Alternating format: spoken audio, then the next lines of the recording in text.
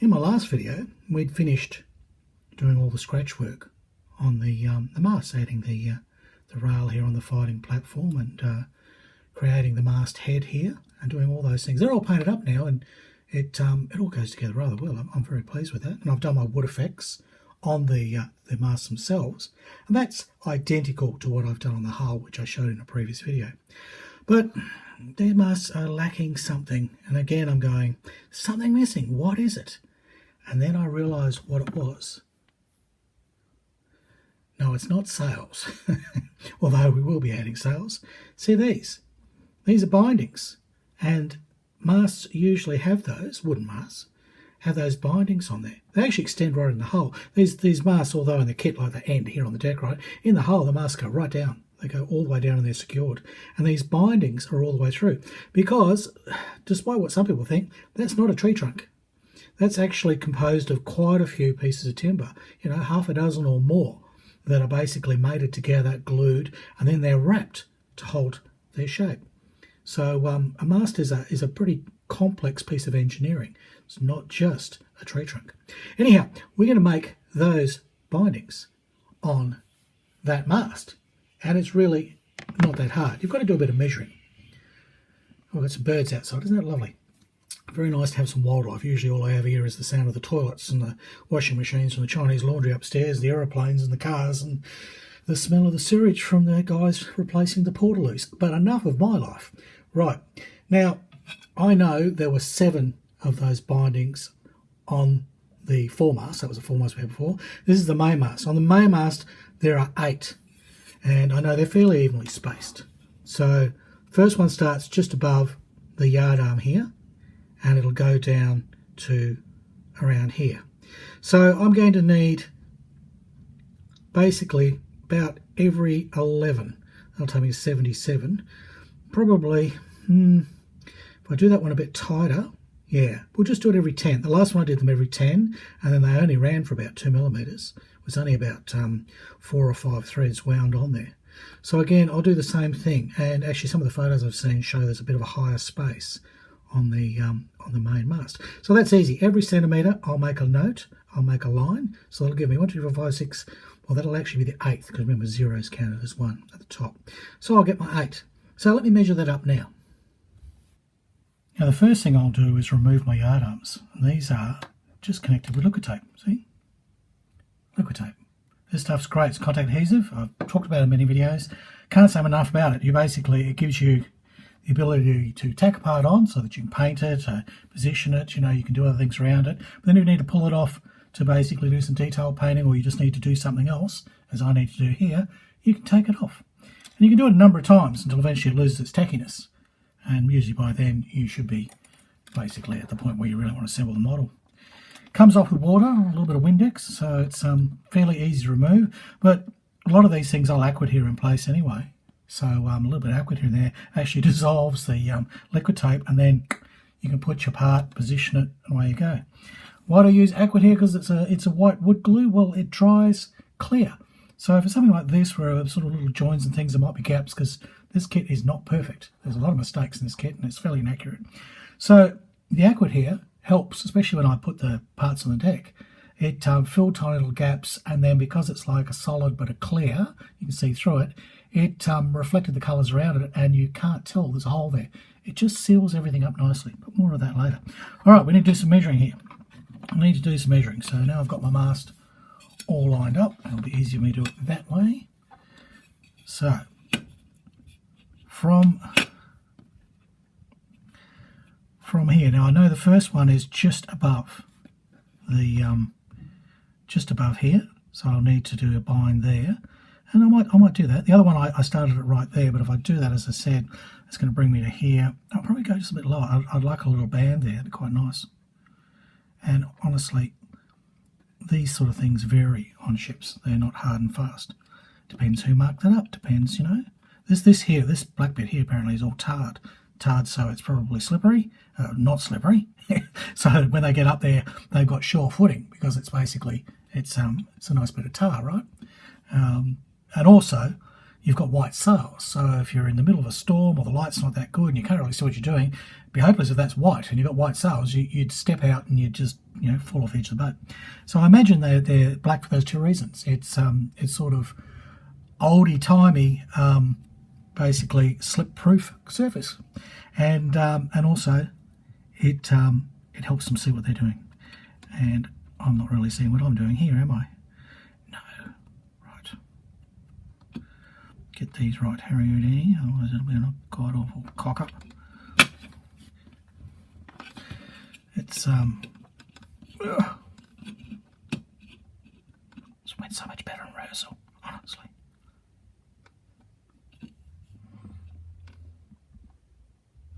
I think I know what I did, and I forgot my little secret weapon. When you're mucking around with something like this, you see I'm struggling there, is use something to hold it.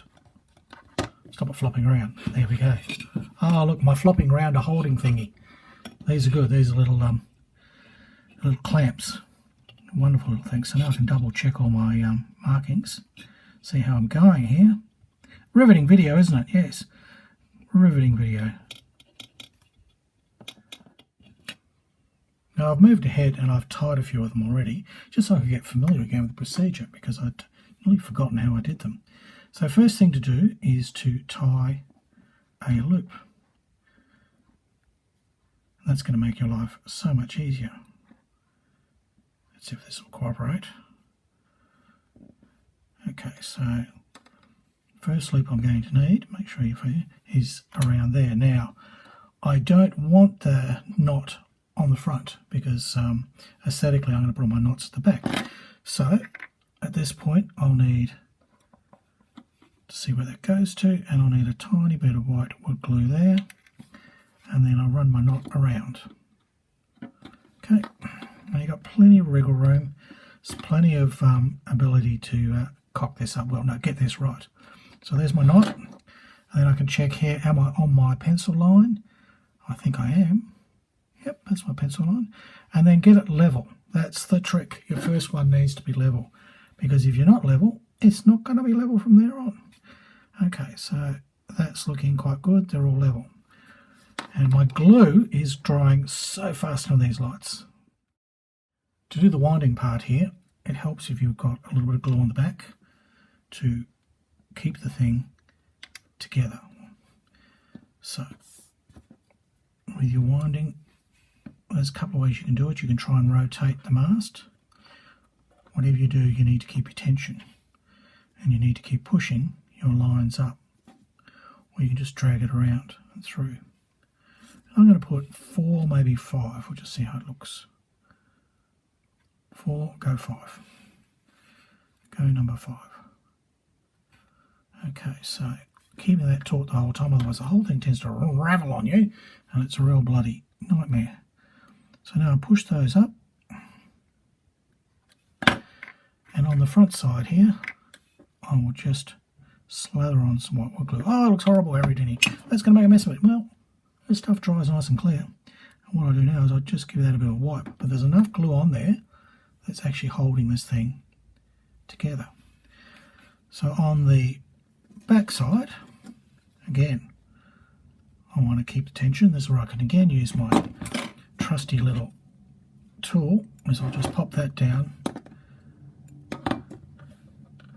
and if it'll cooperate, hold bugger, yeah, there we go. And then I can use that to see what I'm doing, get some tension happening, tighten that all up, and then smear the glue again. Be quite liberal with the glue, it doesn't really matter, most of it will disappear, and you just give it a bit of a smear. Just a smear on my bagel. And where it's going to end, a tiny bit of cotton there, I'd probably work in a little more glue. Okay, that is probably going to dry really quickly here. Now try and get them as straight as you can. The trick is, but don't worry if you get a little bit of skewness, like this one's a little bit skew here. The ones that I've seen, and I was watching Black Sails, there's a lot of really good reference material on that program showing you all the rigging and basically all the setup on these sort of boats. And I noticed their bindings were kind of a bit wonky every now and then. And I mean, it starts, basically coils down and comes out, so it's going to be a bit slanted anyway. You know, it's not perfect cylinders. It's actually a spiral. It's a screw. So there we go. That's basically done there. So I'll just trim that off with plenty of waste. But once it has glued, and again I've put whitewood glue here on these ones, so that piece there I can now get in really close with my trimmers, cut it off. The same here, really close. All right, and with my trimmers, and I probably even have still a little bit of filliness left, so I can go and just compress my runs. There you go, that one is spot on. Now this one at the top here, well, that should have dried by now. I should be able to cut that off. So let's see. Give that one a trim. Okay, we don't cut the other ones, of course. Alright, and I've even cut my knot off then, but that doesn't matter. And just to make sure nothing unravels. So notice they come a bit loose here. So you have wriggle time doing these. Believe me, they kind of look a bit daunting, but honestly, trick is getting that first knot and getting in position, marking everything up so you know where you're working from, and then as you go, gluing as you go. So that needs a little bit of a push there. Look at that, that one's just about done, and it's pretty well dried off as well. So we could get in there and just go cut, and where's that one? Cut, and that's done. And if I at all worried about the ends, again I just put a little bit more white glue on there, which is congealing very badly in this heat, and that's it. And that one there should be dry by now. All the temperatures I've got here. I mean, it is the middle of winter where I am, but you try working on a studio lights. There we go. Okay, so there's my final result. That's basically what we've got. And it's really quite easy. I'll finish this off now, get them all done. Now you may have noticed at the beginning of this video, I started putting sails on. And these sails aren't completely unfurled, you know, they aren't set. In the previous video, I think video number 4, I talked about how to basically make your cloth sails and then how to use PVA white wood glue to set them into the shape so that you could have sails, you know, basically completely out, unfurled and full of wind, you know. A lot of people say I'm full of wind. It's just the curries. Honestly, it is.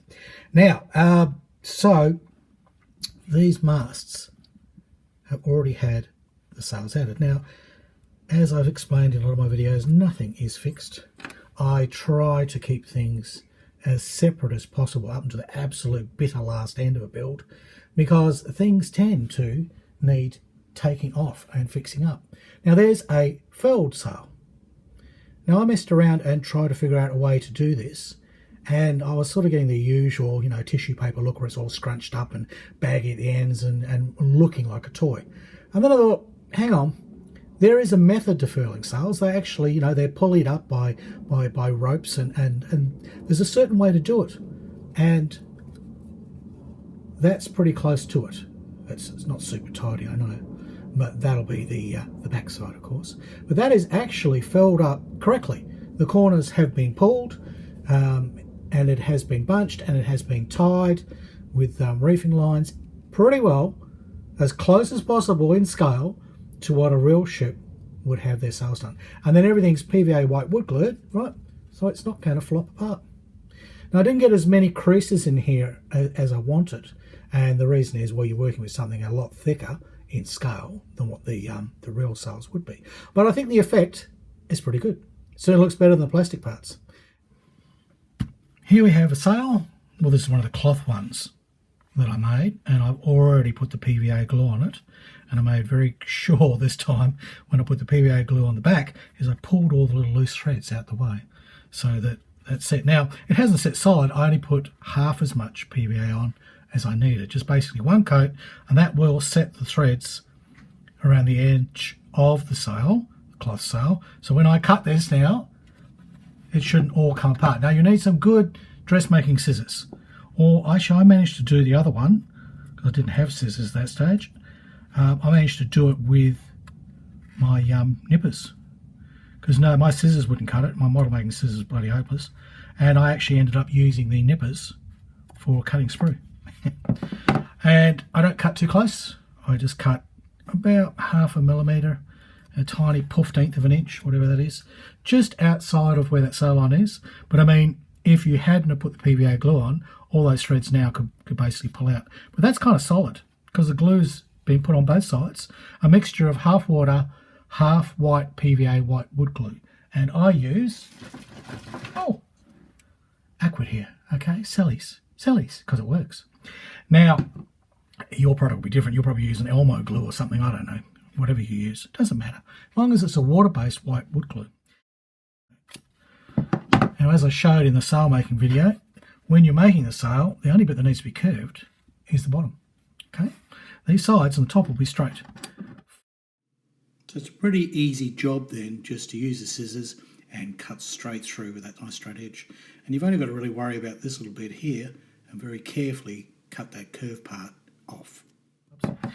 Okay, super duper. Now, these scissors cut like a knife through butter, okay? And they weren't much. They were about 3 shekels, okay? Only 3 shekels of my money, which is not much. That's probably about $20 US, okay? And well worth it. That's an investment that I will use for the rest of my life, okay? I'll leave this to somebody in my will. They're that good. And they'll only ever get used for basically cutting sails. I don't have another task, you know? There's nothing else. Won't even cut my mustache with them. All right. My sail is now cut out. And the best thing to do now is to just do a dry fit, as you always do. Now with these, they have little bumpy bits up the top here. I don't probably need those little bumpy bits, but they're kind of nice for tying off on. You know, strictly speaking, a yard arm will be smooth. So look, there we go. That is going to fit nicely. And they should match to the last of the little bumpy bits.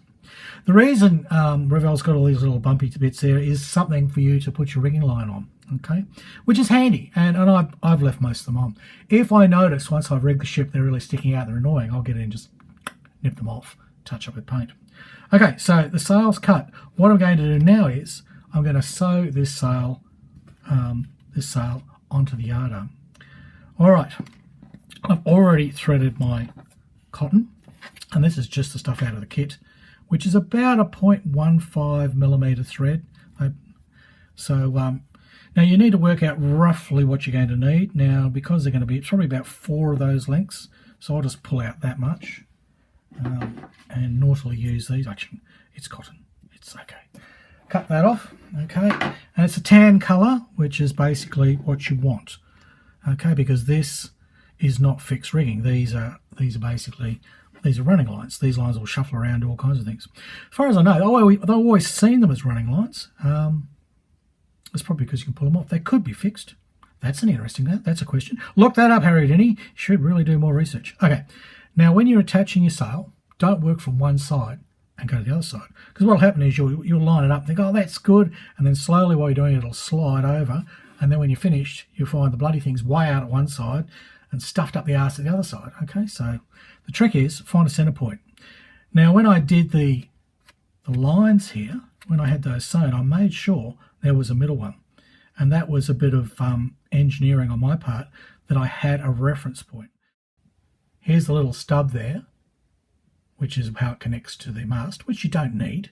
You could cut that off and actually tie it on if you want to do a proper job. But for me, for convenience, that's fine, and it'll be hidden. So I know the middle of that should join the middle of that, and that should be equidistant on each side. Yes, that will be a proper job.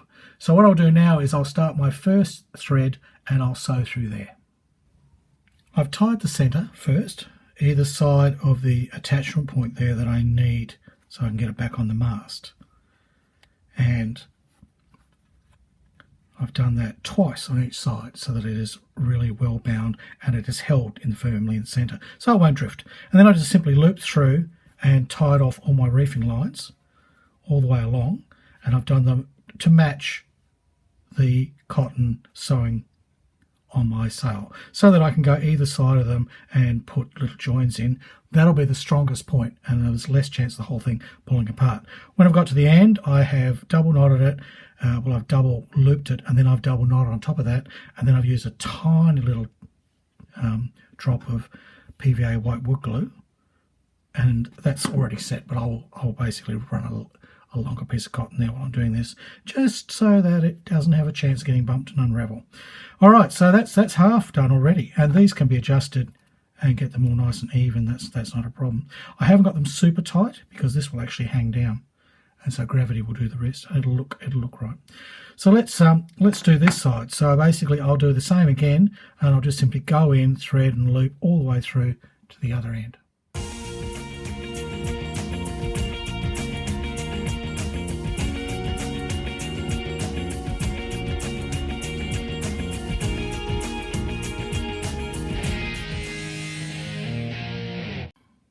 Now that I've got to the very end, I can go through and tidy this up, because basically you have a continuous running series of loops here.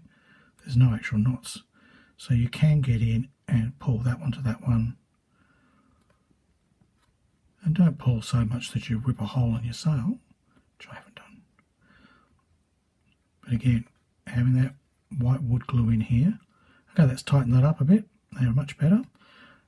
And I've already got that one through, so I've only got to do the over. So it's under and diagonally across, over and over the mast. Now I've got a lot of lines here that I can push through, and don't go close to the edge because this is really going to pull a lot, this one. So over that goes, and then I can basically just do a few more. So I'll double loop it at this point.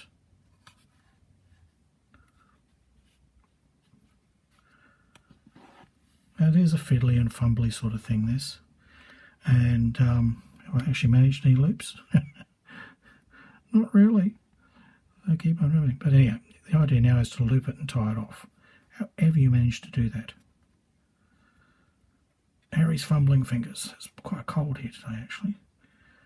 Well, it's winter in Queensland. It's not exactly freezing.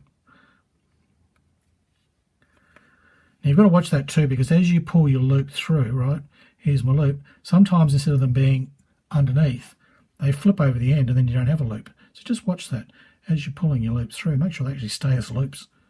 Okay, so that's good. So then I'll just knot it to itself at this point. And yes, there's lots of knots and lots of stuff, but most of this would just not even be seen. So this one just, and again, this one that you didn't want to go over the top does. All right, so once you've got that pretty well tied off, I will white glue and set that in place, because that's the safest way. It'll stop the knot unraveling, and it'll save me a lot of drama. Normally I have that out in a little receptacle. So the sail is now tied off, right, or reefed if you like. Some people call those reefing lines. Well, strictly speaking, reefing lines sort of hang off on the sail here, but we'll go with convention, reefing lines. And that's basically all you need to do if you're going to have your sail out. So if it's unfurled, you just put it on your boat now, no problem at all. But we want to furl them. Now, what a lot of people do is, whether they're using tissue or whatever, they take their sail and they roll it up, you know, and then they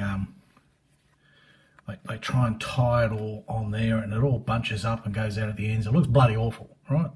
And that's what most people try and do, including me. I used to do that with tissue, all right? But as I said, I wanted to find out, was there a way to make a furled sail look a little more realistic?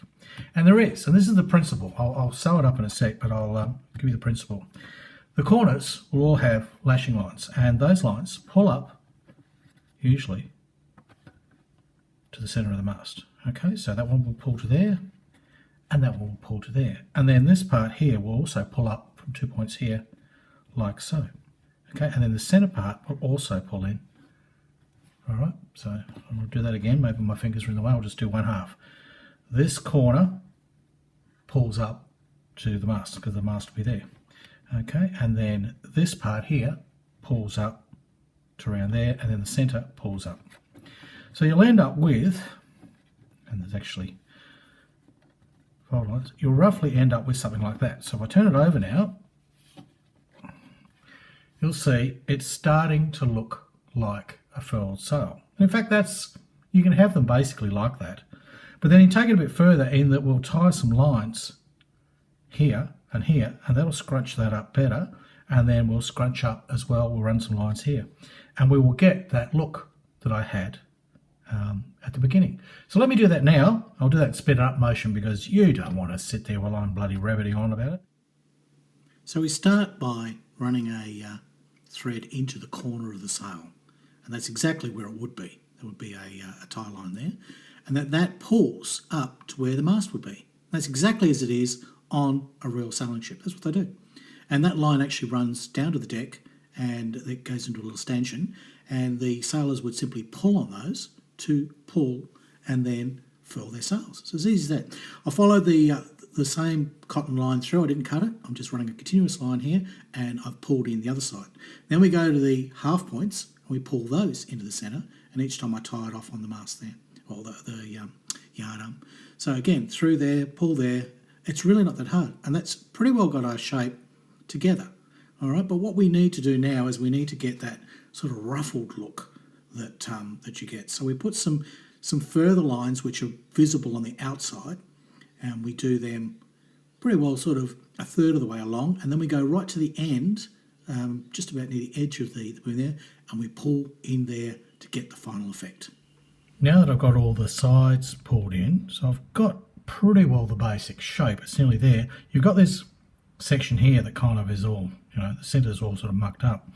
Now you just sew in another pulling line right in the middle, okay, the bottom of that, and then you make this little flute shape, okay, so you basically make it that it's going to fold down, sort of like a cravat. It's going to fold down like that, okay.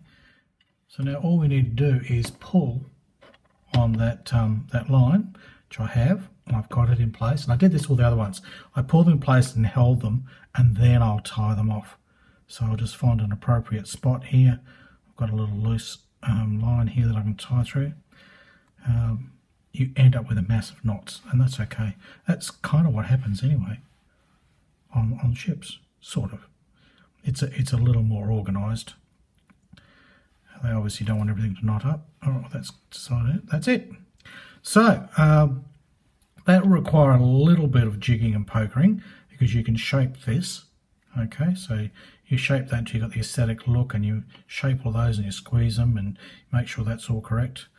And when that's all to the shape that you want, then you come in with your white glue, half white glue and water, and you paint that on both sides. 2 coats, one side, one side, one side, one side, and let it set. And when it's set, you've got a furled sail. So the furling part's actually quite quick and easy. I mean, I said this wouldn't take long. The furling part doesn't take long. I kind of went in detail showing you how to attach a sail to a mast, or a cotton sail to a plastic yard arm, right? And, well, I hope that's useful. But this means that now, again, my video has blown out and I haven't had time to show you the final part of the ratlines. No, I will, honest, I will. I've already shot a bit of it. I'll shoot the rest of that and try and get it out this weekend. But that is a furled sail, and I'm pretty happy with that. It'll require a bit of tweaking, as I did with the other ones, but that has got to be infinitely better than a plastic vac form part, much nicer than tissues. It really isn't that hard to achieve. Not at all. You don't even have to have your sail all sewn up. You could just have a sail and have basically drawn your lines on. It is pretty on its own. All right, well, that's it for now. I'll be back with another video next time, and I really promise to show you that trick with the ratlines. All right, goodbye from Australia, and it's hooroo from Harry Houdini.